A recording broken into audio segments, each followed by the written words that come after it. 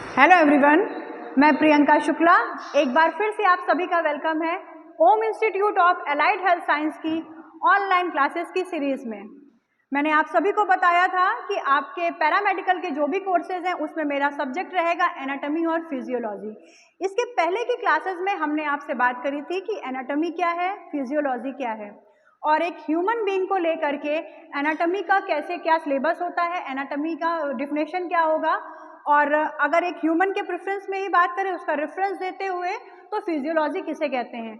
Anatomy में हमने बात करी थी कि पर्टिकुलर एक पैरामेडिकल की फील्ड को देखते हुए ह्यूमन बॉडी का जो स्ट्रक्चर होता है, उसकी जो सेल्स का स्ट्रक्चर होगा, जो उसकी ऑर्गन्स का स्ट्रक्चर होगा, इन सभी की स्ट्रक्चर के बारे में पढ़ना कहलाता है हमारा एनाटॉमी। और फिजियोलॉजी क्या हो जाएगा, वो स्ट्रक्चर किस तरीके से फंक्शनिंग कर रहे हैं, ये आ जाएगा हमारा फिजियोलॉजी के बारे में। कहने का तात्पर्य क्या हुआ कि हमारा जो ह्यूमन बॉडी का पूरा स्ट्रक्चर है वो बहुत सी छोटी छोटी चीज़ों से मिलकर के बना हुआ है, यानी कि ह्यूमन बॉडी एक बहुत ही कॉम्प्लेक्स स्ट्रक्चर है।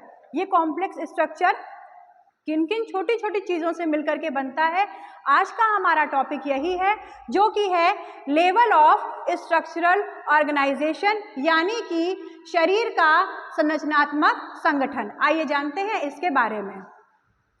लेवल ऑफ ऑर्गेनाइजेशन का कहने का मतलब क्या हुआ, ह्यूमन बॉडी ऐसे कौन कौन सी चीज़ें हैं जिनसे मिलकर के बनी हैं। देखिए, सबसे पहले देखेंगे स्मॉलेस्ट यूनिट और इसके बाद में आ जाएगी लार्जेस्ट, यानी स्मॉलेस्ट से होते हुए लार्जेस्ट यूनिट तक। सबसे पहला आ जाएगा केमिकल पार्ट, जो कि हमारा ये, इसमें हमारे दो पार्ट आ जाएंगे, एटॉमिक और मॉलिक्यूलर। देन आ जाएगा सेलुलर, नेक्स्ट आ जाएगा टिश्यू, फिर आएगा ऑर्गन, देन ऑर्गन सिस्टम, और उसके बाद में हमारा पूरा एक आ जाएगा ऑर्गेनिज्म। क्या मतलब हुआ हमारा इसका कि स्मॉलेस्ट यूनिट हो जाएगी किसी भी शरीर के संरचनात्मक संगठन की, जो स्मॉलेस्ट यूनिट होगी वो होगी हमारी केमिकल स्ट्रक्चर, और लास्ट वाली जो सबसे लार्जेस्ट हो जाएगी वो हो जाएगी सभी ऑर्गन सिस्टम को मिला करके उसके बाद में जो हमारा ऑर्गेनिज्म बनेगा ये। आइए जानते हैं हमारी अगली स्लाइड से स्ट्रक्चर को देखते हैं कि अगला स्ट्रक्चर हमारी बॉडी का कैसे क्या डिफाइन होता है। Level of structure organisation. अब जानते हैं कि अगर हम इसको एक पर्टिकुलर एक डिफिनेशन में व्यक्त करना हो या एक शब्दों में इसको बताना हो कि लेवल ऑफ स्ट्रक्चर ऑर्गेनाइजेशन है क्या, तो वो क्या होता है। देखिए, living things consist of several levels of structural organizations that are associated with one another in various ways। कहने का मतलब क्या हुआ, कोई भी सजीव बहुत सारे अलग अलग स्ट्रक्चर्स लेवल से बना होता है, जो कि आपस में मिल करके इस तरीके से काम करते हैं जिससे कि वो हमारी जो बॉडी होगी, जो अलग अलग पार्ट से मिल करके बनी है, वो पर्टिकुलर फंक्शनिंग कर लेती है। आइए जानते हैं इसके बारे में और। लेवल ऑफ स्ट्रक्चरल ऑर्गेनाइजेशन, जैसा कि मैंने पहले आपको बताया, फर्स्ट होगा हमारा chemical level, then cellular level, इसके बाद में आएगा हमारा टिश्यू लेवल, अगला आ जाएगा organ level, then organ system level, और लास्ट आ जाएगा हमारा ऑर्गेनिज्म लेवल। आइए जानते हैं इसके बारे में विस्तार से। देखिए, ये है हमारा पहला केमिकल लेवल। ह्यूमन बॉडी की बात करें, ह्यूमन बॉडी के स्ट्रक्चर की बात करें, किस तरीके से ये फंक्शनिंग करता है, और हम केमिकल लेवल की बात ना करें तो ये हो ही नहीं सकता है। क्यों? क्योंकि ह्यूमन बॉडी और केमिकल लेवल हमारा एक साथ चलता है, एक साथ दोनों वर्क करते हैं। अगर जनरल वे में बात करें, हमने बात कर ली रिस्पिरेशन की कि मनुष्य का श्वसन कैसे होता है, तो आपने अपनी प्रीवियस क्लासेस में पढ़ा होगा कि ह्यूमन रिस्पिरेशन में भी बड़ी सारी हमारी रिएक्शंस होती हैं। कहने का मतलब क्या हो गया, ह्यूमन की बॉडी की बात करें, उसके डिफरेंट फंक्शंस की बात करें, किस तरीके से वो वर्क कर रहा है, इनकी बात करें, और अगर हम केमिकल लेवल की बात ना करें या उसके कंपोनेंट्स क्या हैं, उनमें कौन कौन से एटम लगे हैं, कौन कौन सी रिएक्शन है, इनकी बात ना करें तो हमारा काम बनता नहीं है। तो सबसे पहला, सबसे जो बेसिक यूनिट होगी, स्मॉलेस्ट यूनिट होगी, वो होगी हमारी chemical level. It is the lowest level of organisation. किसी भी संगठन का सबसे लोएस्ट पार्ट होता है केमिकल लेवल। ये कौन कौन सी, इसमें दो चीज़ें होती हैं, कौन कौन सी होती हैं, एटम और दूसरा molecule. A unit of matter that comprises a chemical element. और एटम क्या है? It is the smallest particle of an element. किसी भी एलिमेंट का सबसे छोटा कण, सबसे सूक्ष्म कण हमारा कहलाएगा परमाणु। जब दो परमाणु आपस में मिल जाएंगे तो वो निर्माण करेंगे अणु का। इसी तरीके से अणु आपस में मिलकर के बनाते हैं तत्व, और ये तत्व ही हमारे शरीर में भिन्न भिन्न क्रियाओं में, भिन्न भिन्न अभिक्रियाओं में पार्ट लेते हैं, जिससे कि ह्यूमन बॉडी पर्टिकुलर हमारा वर्क करती रहती है। इसके बाद में केमिकल लेवल के बाद में हमारा अगला लेवल है सेलुलर लेवल। सेलुलर लेवल कहने का तात्पर्य क्या हुआ? कोशिकीय लेवल। क्या है? The next higher level of organisation. जो केमिकल लेवल था उससे हायर लेवल होता है cellular level. It yields from the combination of molecules from the chemical level. ये कहाँ पाया जाता है? जो मॉलिक्यूल्स हमारे केमिकल लेवल में थे ये आपस में जब मिलेंगे तो हमारा इस लेवल का फॉर्म होता है। अब जानते हैं सेल क्या होता है, कोशिका क्या होता है। तो देखिए, कोशिका हमारे शरीर की सबसे बेसिक, सबसे स्मॉलेस्ट यूनिट होती है, यानी कि हमारे शरीर का फंडामेंटल यूनिट की बात करें, जिस चीज़ से हमारे शरीर का निर्माण हुआ है वो होती है कोशिका। It is the basic structural and functional unit of an organism, यानी कि किसी भी सजीव के शरीर की संरचनात्मक और क्रियात्मक इकाई हमारी होती है कोशिका। हमारे शरीर की संरचना कैसे हुई है?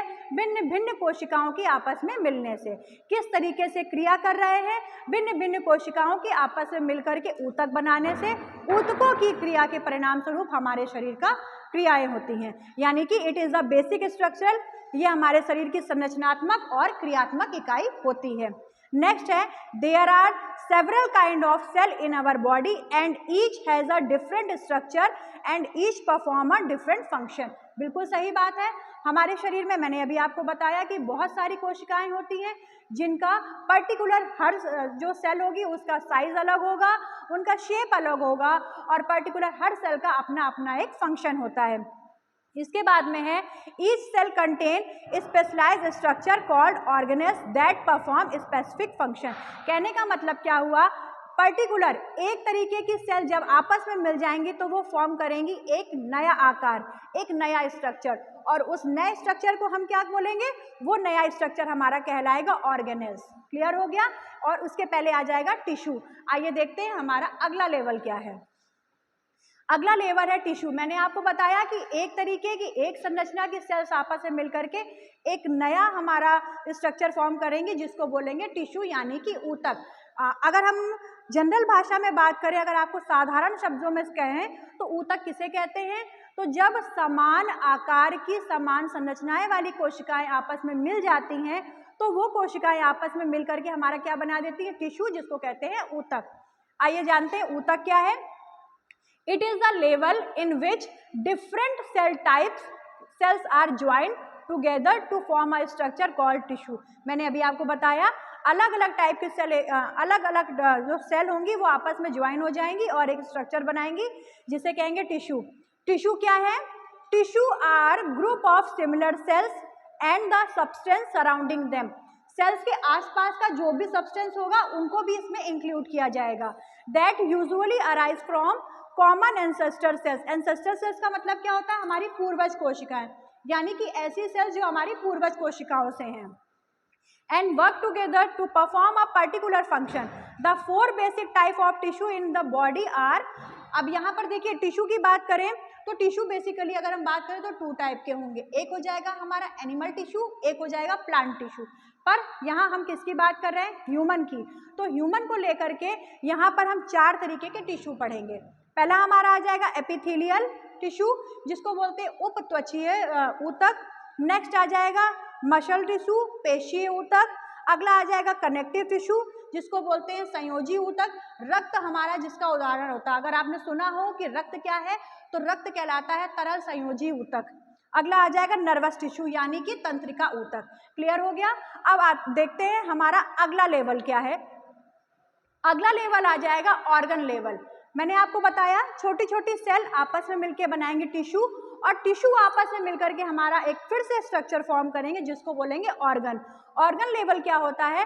It is where different kinds of tissues are joined to form a structure of a body called organ.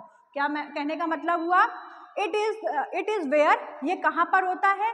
जहाँ पर different kinds of tissue are joined to form a structure of a body called organ. Organs क्या हैं?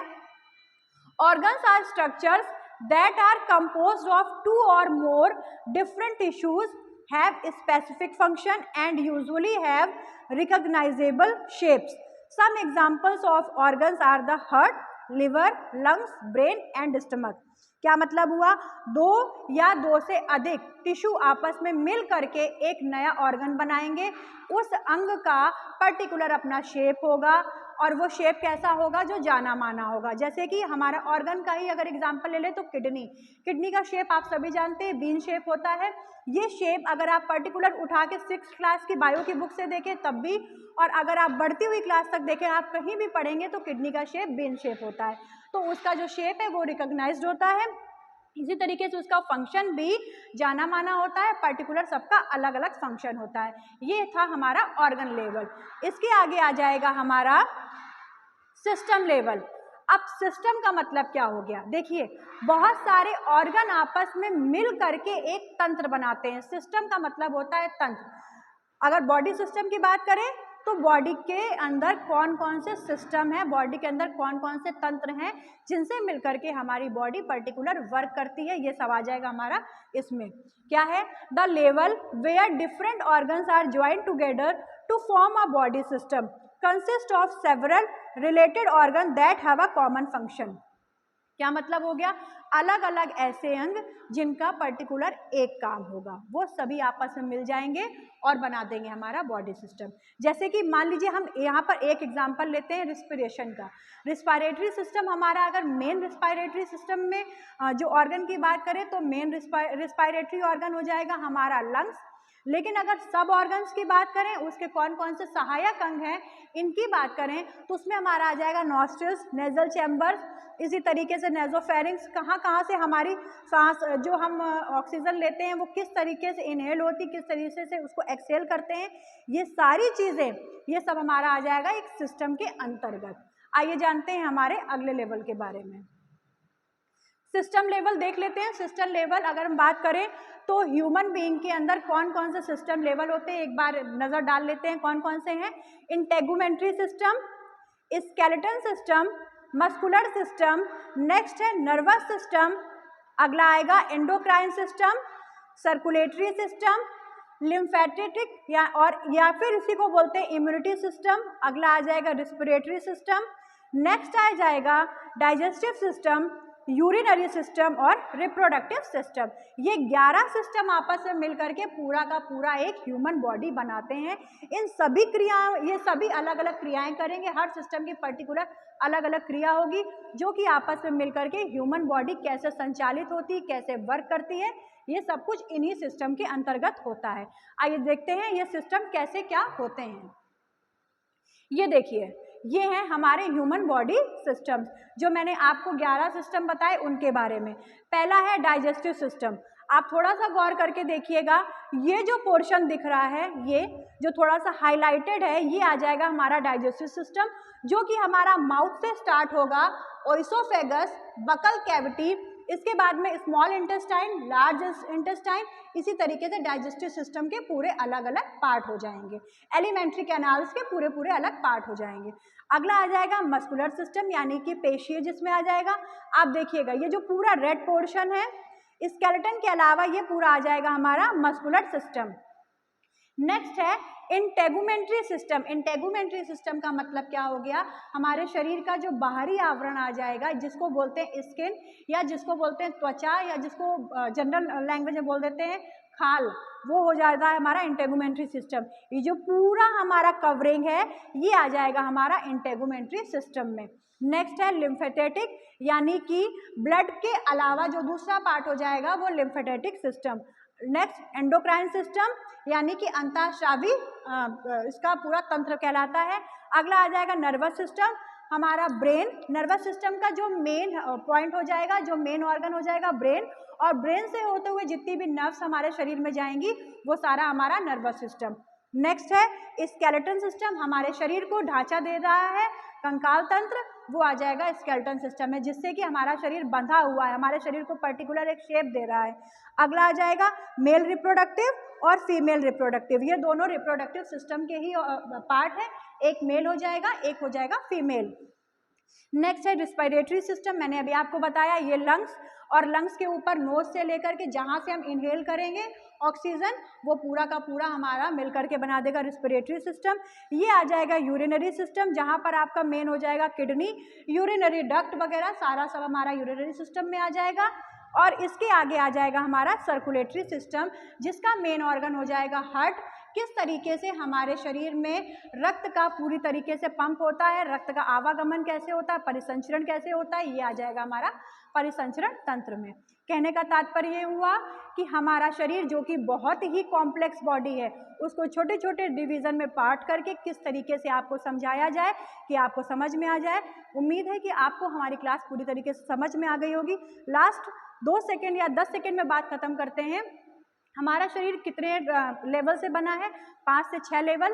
पहला level हो जाएगा cellular level, दूसरा पहला जो लेवल हो जाएगा वो हो जाएगा हमारा केमिकल लेवल, दूसरा cellular level, then tissue level, then organ level, then organ system level, और लास्ट में हमारा आ जाएगा पूरा ऑर्गेनिज्म लेवल।